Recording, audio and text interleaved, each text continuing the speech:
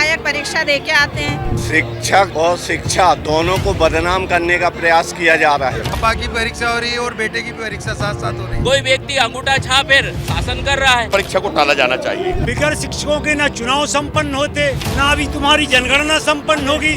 नमस्ते, मैं हूं कुलदीप और इस वक्त पब्लिक वाणी मौजूद है प्रदेश की राजधानी भोपाल के दशहरे मैदान में, जहां शिक्षकों के द्वारा प्रदर्शन किया जा रहा है। उनका कहना है कि टीटी का जो एग्जाम होने वाला है उसको निरस्त किया जाए। आइए हम जानते हैं कि यहाँ जो शिक्षक आए हुए हैं वो क्या कहते हैं। पात्रता परीक्षा के निरस्त की मांग के लिए आए हैं, क्योंकि सभी शिक्षक लगभग 1998 से कार्यरत हैं और सभी योग्य हैं और सभी जो शासन की पुरानी जो नियमावली थी उसको पास करके यहाँ पर हैं। और पिछले 25 सालों में क्या शिक्षा की क्वालिटी या शिक्षा बच्चों में कुछ ऐसी चीज़ें हमारे नेतागण देख रहे हैं जो ऐसे नए नए नियम सिर्फ शिक्षकों के लिए हर 2-3 साल में कोई एक नई चीज़ आ जाती है और हर चीज़ हम लोगों को संघर्ष से ही प्राप्त हो रही है। इस चीज़ का बहुत दुख है। और आज जो उम्र हो रही है यानी अब इसमें फिर एक परीक्षा, तो ये बात ठीक नहीं है। यानी शासन को समझना चाहिए, क्या मंत्री विधायक परीक्षा दे के आते हैं और हम लोग इतनी योग्यताओं को लेकर जो नियमावली शासन की बनाई हुई थी उस पर हम लोग यहाँ पर हैं। और लेकिन यहाँ पर हम लोग जब अब मैदान पर अपने काम कर रहे हैं और यहाँ नियम बदल गए हैं, तो ऐसा नहीं होता। अगर हम छोटे से ग्राउंड में कोई गेम खेलने जाते हैं तो नियम पहले तय होते हैं, ग्राउंड में उतरने के बाद कोई नियम नहीं आता। लेकिन यहाँ पर जब से हम लोग शिक्षक भर्ती में आए हैं, हर 2 साल में एक नया नियम आता है जो कि पूर्णतः गलत है। ये पूरा एक मनमानी का हिस्सा है।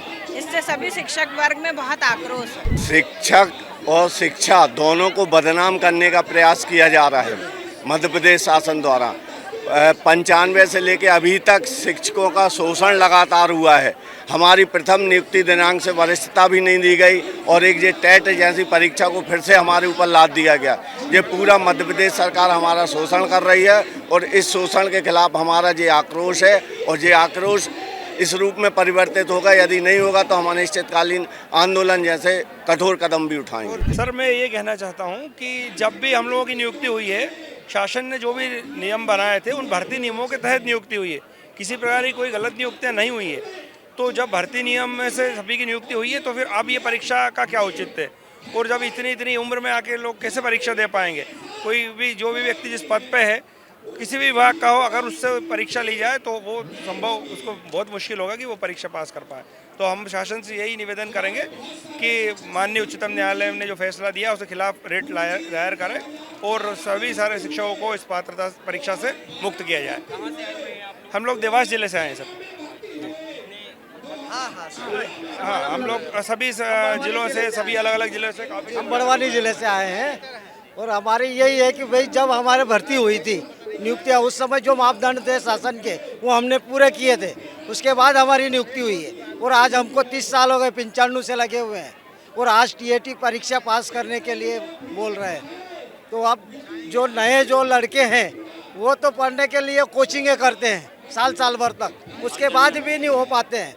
तो हम तो 30 साल पुराने हैं, तो हम कैसे कर पाएंगे? और जब सुप्रीम कोर्ट का आदेश का हवाला देते हैं तो सुप्रीम कोर्ट ने ओपीएस का भी दिया है कि इनको लागू किया जाए। वो उस पर क्यों नहीं अमल कर रही है सरकार? कि जब सुप्रीम कोर्ट ने ओपीएस का कहा था कि भाई इनको दिया जाए, तो तुम क्यों नहीं दे रहे? उसके बारे में तो आप चुप रहे हो। और जब टीएटी का हुआ तो तत्काल तुमने हमारे पे लागू कर दी। तो ये तो अन्याय है। परीक्षा लेने में दिख रहा है उनको कि सारे शिक्षक बेकार हैं, रद्द हैं। लेकिन बिगर शिक्षकों के ना चुनाव संपन्न होते, ना अभी तुम्हारी जनगणना संपन्न होगी। और अगर हम लोगों की रह रहे तो मध्य प्रदेश के अंदर 48 विभाग हैं, 46 से 2 और बन गए। सबकी लेना, हर 5 साल के बाद कलेक्टर की ले में शिक्षक की ले, हम लोग देने के लिए तैयार है। हमारे 70-60 साल की उम्र वाले शिक्षक भी अभी पास करके बता देंगे, लेकिन सबकी लें, सिर्फ शिक्षकों की मत लें। अभी देखा आपने मध्य प्रदेश में इसी साल एमपी बोर्ड का रिजल्ट सबसे अच्छा आया और जहाँ 14,000 फीस लग रही है उनके लड़के हमारे बराबर परसेंट लेके नहीं आ रहे। हम लोगों को गधा कह रहा है, हम लोगों को नाकारा समझ रहे। प्राइमरी की विदेशों में प्राइमरी टीचर की सबसे ज़्यादा तनख्वाह और यहाँ इंडिया के अंदर प्राइमरी टीचरों की सबसे कम तनख्वाह। ये कौन सा मापदंड है? सब सफेद कुर्ता वालों की चल रही, जैसा हम नियम करें वही जनपद जिला वालों ने भर्ती की, वो ही कह रहे हम परीक्षा लेंगे, तो पहले उनको सस्पेंड करिए ना। सीईओ, जनपद सीईओ, जिला सीईओ, विधायक, सभी को करिए ना सस्पेंड जिन्होंने हमको भर्ती किया। उनकी भी गलती है ना। हमने कहा था कि भर्ती कर लें, आपने कहा आप 12वीं पास हैं, आप फाइनल पास, आप पात्रता परीक्षा दीजिए, दे दी, डीएड करिए, वो दिया, बीएड करिए, वो दिया, उसके बाद में फिर से टीईटी परीक्षा। तो सभी विभागों से लीजिए, मेरा मानवर राज्य सरकार से और केंद्र सरकार से कहना है, सभी विभागों से लें परीक्षा, हम लोग देने के तैयार, लेकिन अकेले नहीं देंगे। हम लोग शिक्षक भारत देश को गढ़ रहे हैं, हम इतने मूर्ख नहीं है कि अकेले परीक्षा दे दें। सर ये गलत हो रहा है हमारे साथ, और बहुत गलत हो रहा है। अब हमारे बच्चे शादी लायक होने गए हैं और हमें ये परीक्षा दिला रहे हैं। बच्चे परीक्षा दे, हम दे, है ना। हमारे बच्चों की पापा की परीक्षा हो रही है और बेटे की परीक्षा साथ साथ हो रही है, ये गलत है सर। खुदा ना खास्ता कोई टीचर अगर फेल होता है तो गली से निकलेगा, गली वाले कहेंगे ये जा रहा है सर, इनको 60,000 मिलते थे, इनको 70,000 मिलते, जो टीईटी में फेल हो गए, वो क्या करेगा? आत्महत्या करेगा। खुदा ना खास्ता कोई फेल कोई नहीं होगा, ये मेरा दावा है। 100 में से 10 अगर हो जाए कहीं तो, लेकिन ये अच्छी नीति नहीं है। सबके लिए बराबर, सबको पेंशन, नेता मंत्री बैठ के वहाँ कर लेते हैं, पेंशन हो गई। और हम जो 30 40 साल नौकरी कर रहे हैं, 39 40 साल नौकरी कर, हमारे लिए कोई पेंशन नहीं। तुमने 20 साल 30 साल नौकरी करने के बाद 2018 से हम लोगों को बना दिया शिक्षक।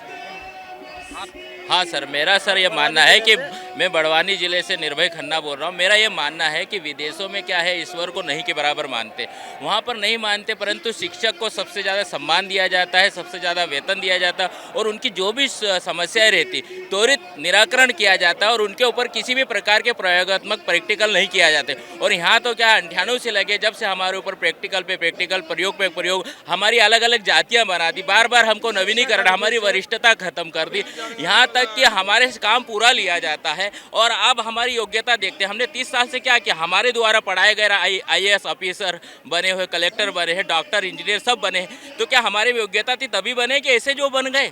आज हमारी परीक्षा लेने की नौबत आ गई, जबकि आज हमारे बच्चे परीक्षा दे रहे हैं। आज हमारी वो अवस्था है कि 18 से 25 साल की जो हमारी परीक्षा ले रहे हैं। पर अगर ऐसी बात है तो ये परीक्षा से सभी को गुजरना चाहिए, प्रधानमंत्री महोदय हो, राष्ट्रपति हो, जो परीक्षा हम दे रहे हैं उस परीक्षा के साथ सभी को बैठना चाहिए, कोई सा भी विभाग का हो, तभी ये सब संभव होगा। क्योंकि यह हमारे लिए क्यों लागू हो रहा है, तो सबके लिए।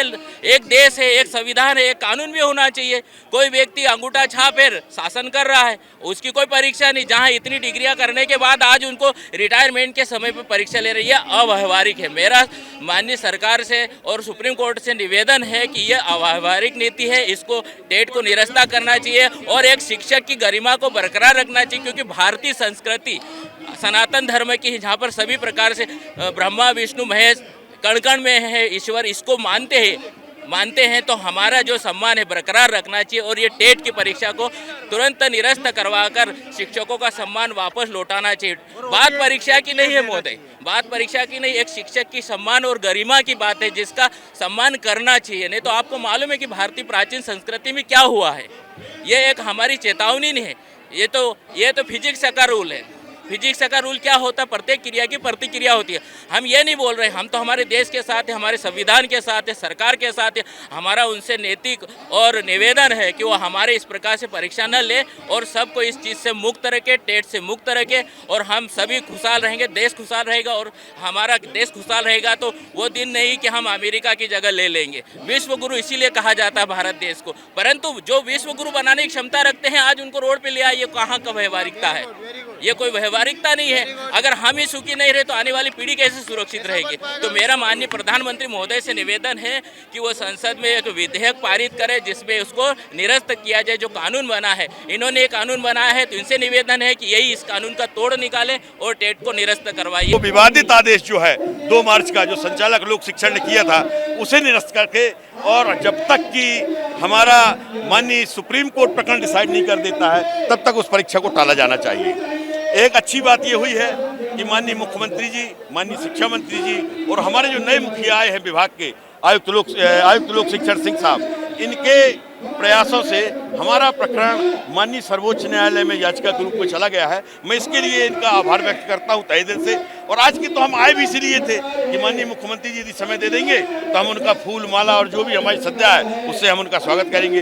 पर ऐसा लगा, पता चला कि शायद बाहर है कहीं, पर हम उनका हृदय से आभार ज्ञापित करते हैं। कहते हैं कि शिक्षा की अलग जगाने के लिए शिक्षक को रखा जाता है और आज वही शिक्षक मैदान में उतरे हुए हैं अपने विरोधों को लेकर के। तो अब देखते हैं कि इसमें जो केंद्र सरकार होती है क्या संशोधन करती है, सुप्रीम कोर्ट का क्या निर्णय आता है।